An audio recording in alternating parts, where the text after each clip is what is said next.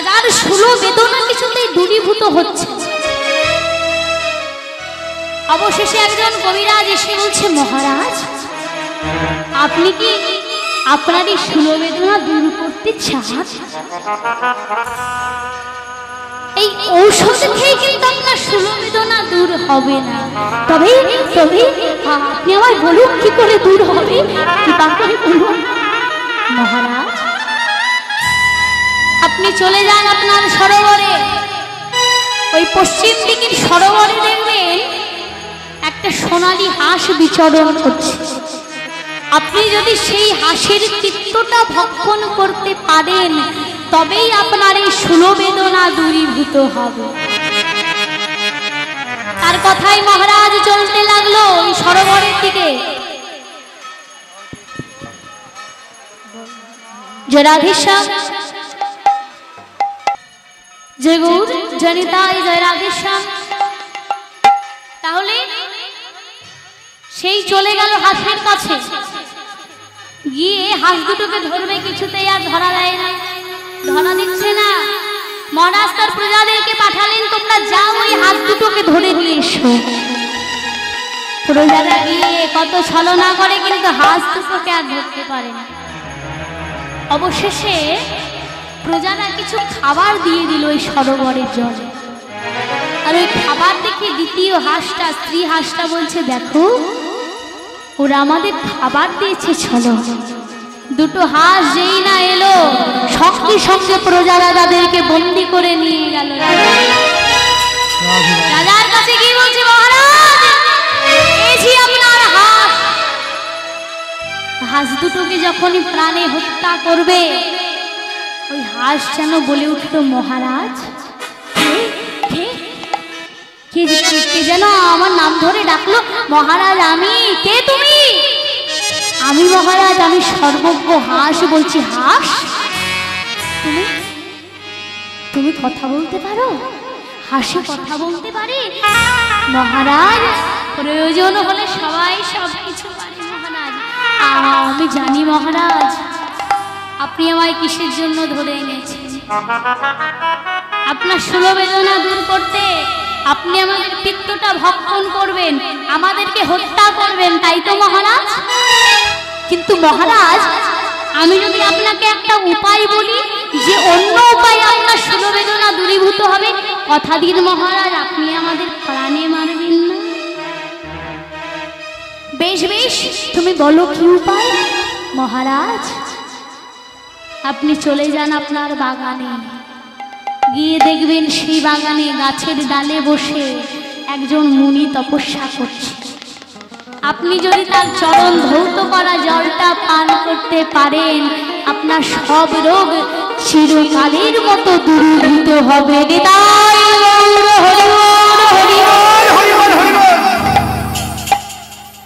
মহারাজ চলে গেল জঙ্গলে। জঙ্গলে গিয়ে দেখছে সত্যি তো মুনির একটা চরণ নিচে রাখা আছে, নিচের দিকে দোলাচ্ছে একটা চরণ। সেই চরণটা যেই না ধৌত করতে যাবে একটা পাত্রে জল নিয়ে, সঙ্গে সঙ্গে মহারাজ দেখলো ওই চরণে কুষ্ঠ রোগ রয়েছে। মহারাজ বলছে, না এই জল আমি কেমন করে পান করব? আমি মুনির কাছে দ্বিতীয় চরণটা চাই। করজোড়ে বলল, মুনিবর আপনি যদি আপনার দ্বিতীয় চরণটা বাড়িয়ে দেন তবে আমার বড় ভালো হয়। দ্বিতীয় চরণ। মুনিবর প্রথম চরণ সরিয়ে নিয়ে দ্বিতীয় চরণ বাড়িয়ে দিল। দ্বিতীয় চরণ যেই না বাড়িয়ে দিয়েছে, মহারাজ দেখছে সেই দ্বিতীয় চরণে গলিত কুষ্ঠ রোগ আর পোকা একেবারে কিলবিল কিলবিল। মহারাজ চিন্তা করলো, হায় হায় এই জল আমি কেমন করে পান করব? মুনির চরণটা ধৌত করে নিয়ে চলে এলো তার রাজপ্রাসাদ। একটু জল নিয়ে যেই না পান করতে যাবে, বদনের কাছে যেই না নিয়ে এসেছে, সঙ্গে সঙ্গে দেখতে পেল কিছু পোকা জলের মধ্যে নড়ছে। এই জল আমি কেমন করে পান করব? না, এই জল তো আমি কিছুতেই পান করতে পারবো না। মনে মনে চিন্তা করলো জলটা আমি একটু ঢাকা দিয়ে রেখে দিই, কিছুক্ষণ পরে জলটা যখন একটু শান্ত হবে, পোকাগুলো নিচে থিতিয়ে পড়বে, তখন আমি জলটা না হয় পান করব। এই বলে কিছুক্ষণ পর রাজামশাই যখন বেরিয়ে গেল, রাজামশাইয়ের পত্নীগণ মনে মনে চিন্তা করছে স্বামী চরণ ধোয়া জল এনেছে, আমরা পান করব। এই বলে ওই চরণ ধোয়া জল নিয়ে আজ কি করলো তারা জানো?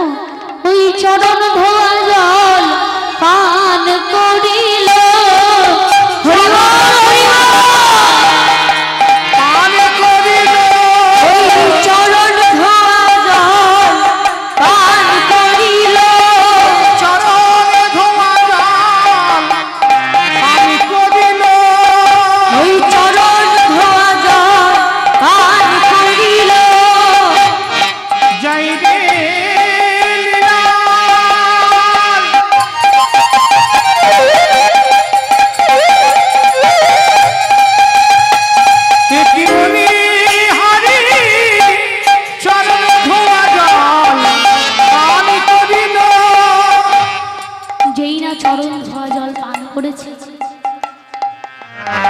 সঙ্গে সঙ্গে চরণ ধোয়া জলটা পান করে তারা বড় পুণ্য লাভ করলো।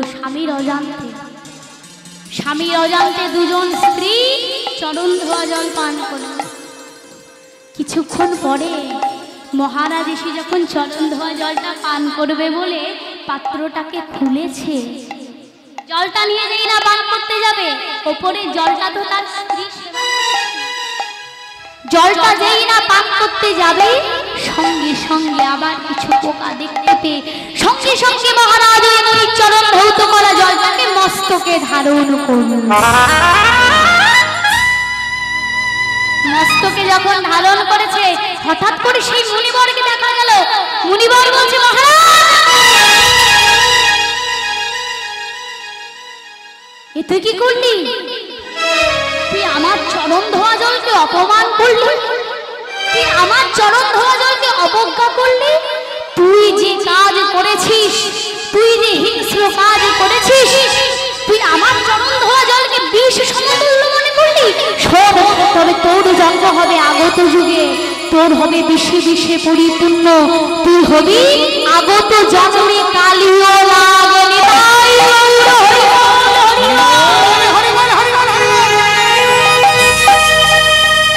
তোর দৃষ্টি হবে হিংসায় ভরা, তোর শুধু বিষ থাকবে আর কিছু থাকবে না। তবে হ্যাঁ, তোর স্ত্রীরা যখন আমার জল পান করেছে, তোর স্ত্রীদের ভাগ্যের ফলে প্রাণ গোবিন্দ তোকে একদিন উদ্ধার করবে, নইলে তোর উদ্ধার হবে। সেই চন্দ্রধ্বজ রাজা ওই মুনির অভিশাপ পেয়ে হয়ে এলো কালীয় নাগ।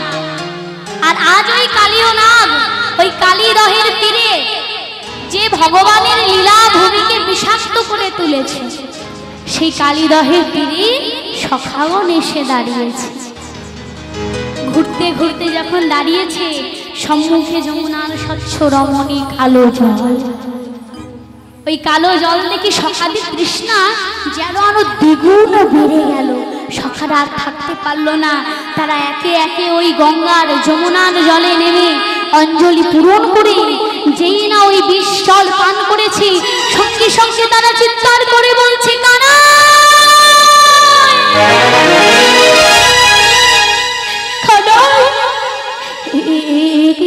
কানাই, আমাদের বক্ষ মাঝে কেমন জ্বালা করছে কানাই। কানাই রে, আমরা শীতল জল পান করবো ভেবে এসেছিলাম, দেখ না ভাই, শীতল জল মনে করি আমরা যে ওই কালীদহের বিষ জল পান করে ফেলেছি। কানাই, তোর সঙ্গে মনে হয় আমাদের কোনোদিন দেখা হবে না। এই বলে কোনো শাখা তীরে, কোনো শাখা নীরে, কারো বা অর্ধদেহ তীরে, অর্ধদেহ নীরে সকলে পড়ে কানাই কানাই বলে ডাকে। ভগবানের মরম সখা মধুমঙ্গল কোন রকমে বিষ জল থেকে উঠে কানাই কানাই বলে ছুটতে ছুটতে চলে যাচ্ছে। যেতে যেতে আর পারলো না, বালুকার উপর আছাড় খেয়ে পড়েছে মধুমঙ্গল। বালুকার উপর পড়ে নিজের অঙ্গুলির দ্বারা কৃষ্ণ বদনটা অঙ্কিত করে বলছি, ভাই কানাই, কানাই রে, তুই শুনতে পাচ্ছিস? আমি তোর মরণ সখা কানাই, আমি তোর মরণ সখা মধুমঙ্গল বলছি। জানিস কানাই, আমরা তোকে ছেড়ে এসেছিলাম শীতল জল পান করে নিজেদের তৃষ্ণা মেটাবো বলে, কিন্তু দেখ না ভাই, শীতল জল মনে করি আমরা যে কালিদহের বিষ জল পান করে ফেলেছি। জানিস ভাই, কোনদিন মনে হয় আর তোর সঙ্গে আমার দেখা হবে না। গোষ্ঠ গোচারণে এসে ঘর থেকে ক্ষীর সর নবনী চুরি করে এনে বৃক্ষের আড়ালে বসে বসে তুই কত আদর করে আমায় খাওয়াতিস বল। কিন্তু জানিস কানাই, আর মনে হয় তোর করে আমার কোনোদিন খাওয়া হবে না। কানাই, আমি শুনেছি রে কানাই, মরণ কালে মরার সময় কেউ যদি তোর বদনটা একবার দর্শন করে নিজের প্রাণ ত্যাগ করতে পারে, সে নাকি আবার পরজন্মে তোকে পায়। কানাই রে, আমি এ জন্মে তোকে পেয়েছিলাম বটে, কিন্তু আমার মনসাদ্রি মিটল না ভাই। আমি পরজন্মে আবার তোকে পেতে চাই। ওই মধুমঙ্গল বালুকার উপরে কৃষ্ণ বদনটা দর্শন করছে, আর কানাইকে ডেকে ডেকে বলছি, কানাই তুই একবার আমার আঁখের সামনে এসে দাঁড়া, আমি যদি তোর বদনটা দেখে মরতে পারি, আমি যে পরজন্মে আবার তোকে পাবো ভাই। বালুকার উপরে কৃষ্ণ বদন দর্শন করছে, আর নয়নের জলে বদন ভাসিয়ে মধুমঙ্গল বলছে, ভাই রে একবার দাঁড়ায় আমার আখির আগে, একবারে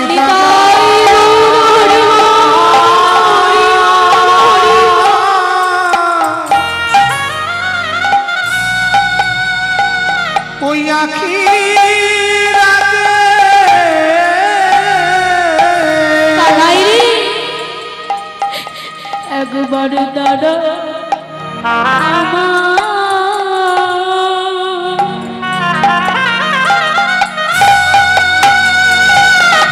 আখি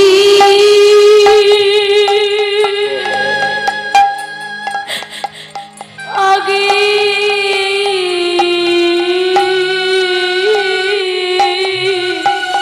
একবারে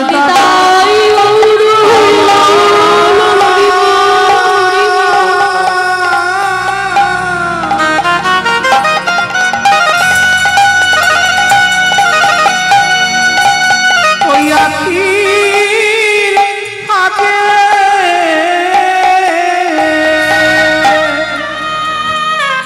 যেন তোর বদন দেখে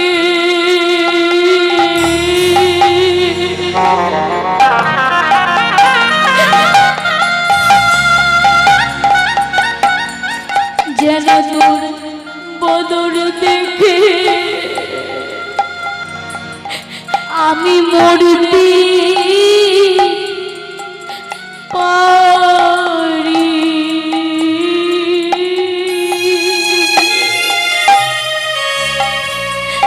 একবার দাঁড়া আমার আখির আগে, জানো তো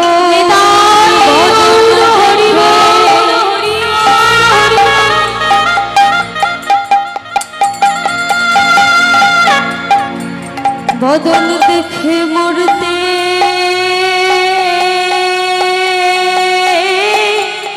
পারি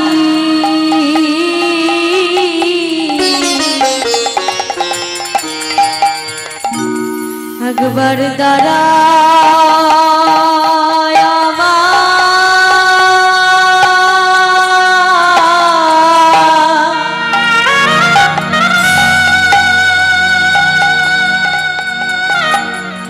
আমার আখি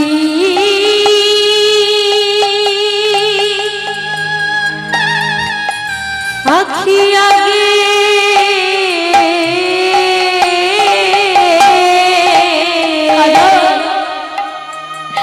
আমি এই জন্মে তোকে পেলাম বটে, কিন্তু ভাই পেয়ে যে আমার স্বাদ মিটল না।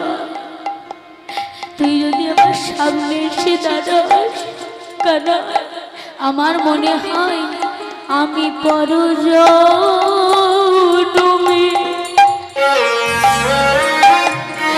আবার তুমি পাবো।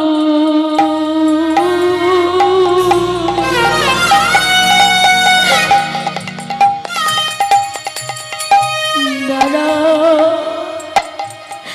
আমার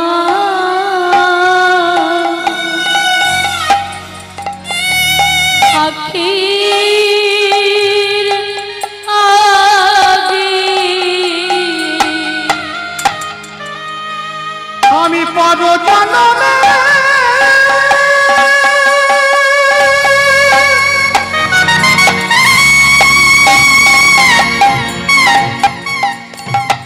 আমি তোরে পাবো।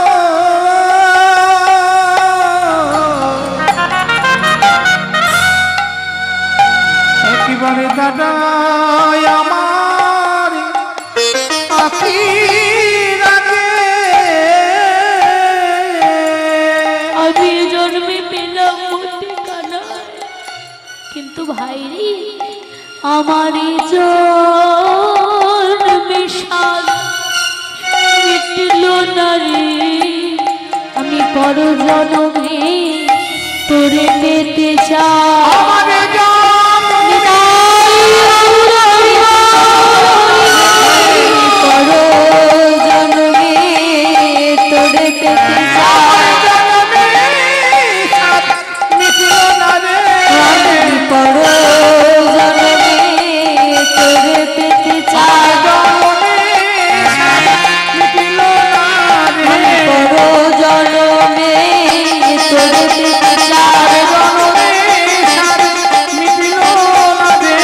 পরজন্মে তোরে পেতে চাই পরজন্মে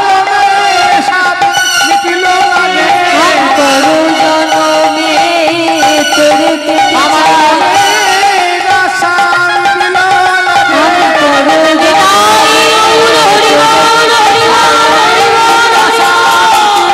চাই পরজন্মে তোরে পেতে চাই